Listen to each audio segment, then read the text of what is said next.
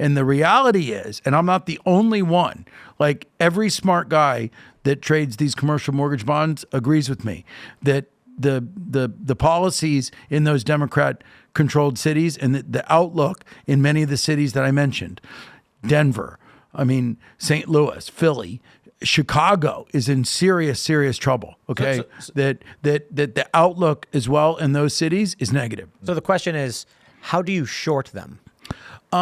Actually, I'm only half kidding. Yeah, no, there is the ability, just like in the Big Short in the movie, and that had discussed how people had shorted these derivatives that are all connected to these bonds that we trade.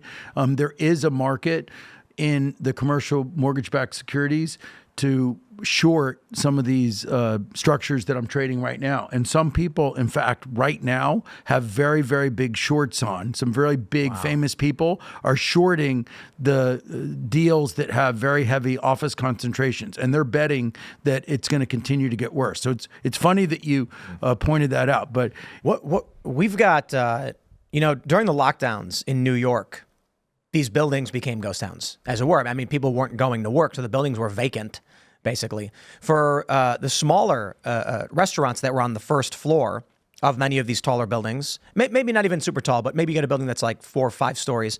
First floor is going to be a restaurant. They've got $20,000 to $30,000 worth of food product that they have to sell before it expires. This is why restaurants have specials, because they got to move that product. When they get locked down, the food's spoiled. They can't reopen. You have to buy another $30,000 worth of goods. You've already lost. You couldn't sell that. Now you're in the hole. So a lot of them just went out of business. What happens to a building that is, 10 stories when it becomes vacant? Nobody buys it. Have we seen, I've seen in other countries abandoned skyscrapers, but what is New York going to look like? What is San Francisco going to look like when you have abandoned skyscrapers? Do they start to fall apart? Do the windows break? Yeah, that's a good question. There's a great example in St. Louis. AT&T had this one building. It's a huge building. It's like 35 stories tall. They took over the whole building.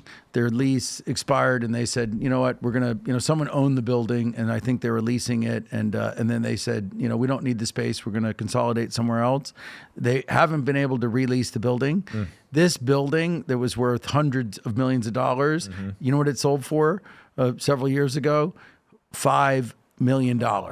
Okay, like $5 million. Wow. And the problem is that the expenses, the way I understand it on this building, are about $5 million a year. So somebody paid $5 million, and now it's costing them $5 million a year. It's already been 3 or 4 years, and they're way upside down. They're probably going to give it back again. So to answer your question, yes, there are buildings that are literally worthless because there's no demand. You just need the demand. It's really something that really freaked me out is there are these channels on Instagram that they're urban explorers, and they go into abandoned buildings. One of the abandoned buildings was a food court in Chicago, in like a 7-story building downtown, like a very prominent area. And I remember I see this, Instagram suggests they recommend this clip, and it's like inside a skyscraper, or inside a building in Chicago, and then I recognize where they are, and I'm like, holy crap. Wow. 15 years ago, I was eating Sbarro there. And this is the city. This is the heart of the city. That was freaky to see. I could not believe that in such a dense area this could happen. But, outside of the fact that, I should say outside of the whether or not a business can operate, the root causes you mentioned is how bad these cities have become. And you've got these videos out of Chicago where people are, there's a video of a guy, he's just shooting into the window of department stores. These mass mobs, these flash mobs are raiding these department stores. Nobody wants to be there. I remember during the 2020 riots in Chicago, it was a big deal. I can't remember exactly what happened, but something happened where there was mass protests, and the city, I think they raised the bridges to keep the protests, to push them in the direction of residential neighborhoods. And aldermen, who are basically the politicians representing certain neighbors in the city, were freaking out, being like, you have a financial district in the city, a commercial district, where these rioters are headed, and you push them into people's homes by doing this.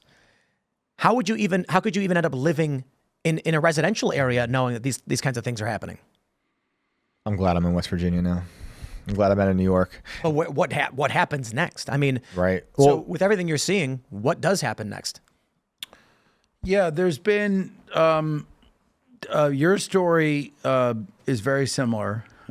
There's been I also trade bonds backed by residential mortgage loans, and although that market's very healthy right now, really because there's a housing shortage, and in part caused by some of the work at home and COVID. You know, that the Fed lowered interest rates to very low levels. It made houses very, very affordable.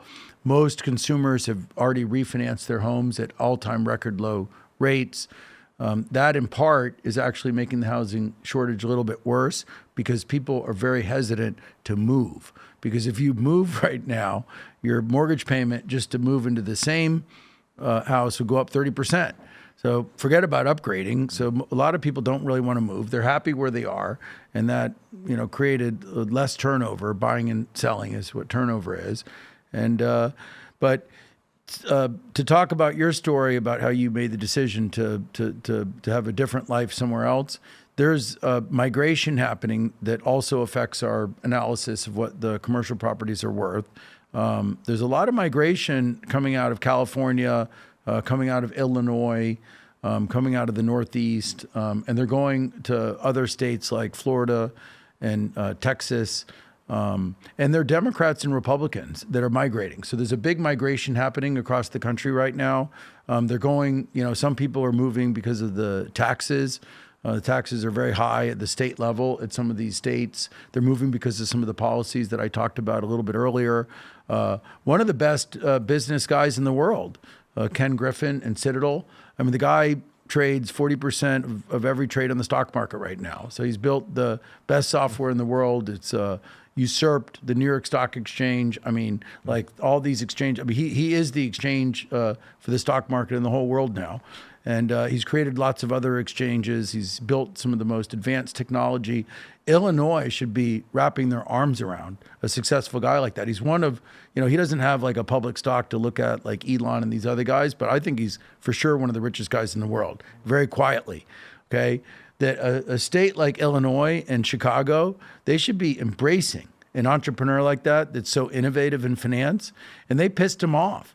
He got pissed off being there, and he uprooted himself out of Chicago, and he moved to Miami, where I am. And he just moved his whole headquarters into Miami, and Miami's booming right now. There's so many people moving to Miami. We've got newcomers where I live, and they're all coming from California. They're coming from New York.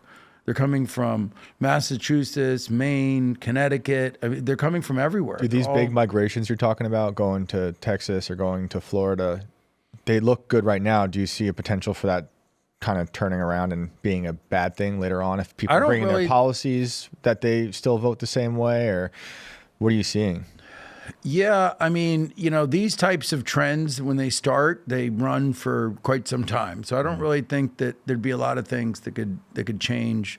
Look at, I mean, Elon, you know, certainly one of the smartest men on earth. He's so innovative in the different companies that Elon built. I mean, Elon picked up and said, I've had enough for lots of reasons with California. And now he moved out. So like, you know, he's not happy with California. And He moved twice.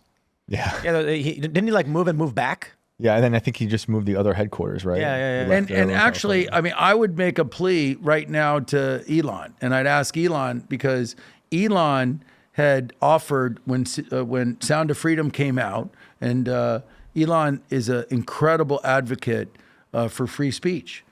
Okay, and when Sound of Freedom came out, he saw that the media was attacking Sound of Freedom. I mean, there were 30 or 40 articles that had said QAnon and right wing and propaganda, and like the left just attacked Sound of Freedom. The same thing happened with Sound of Freedom.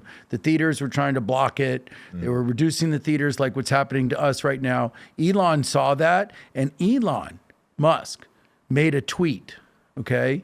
And he said, I've built a movie streaming platform that could stream Sound of Freedom, just like Amazon, for video on demand. And I won't charge a penny, and I could stream this.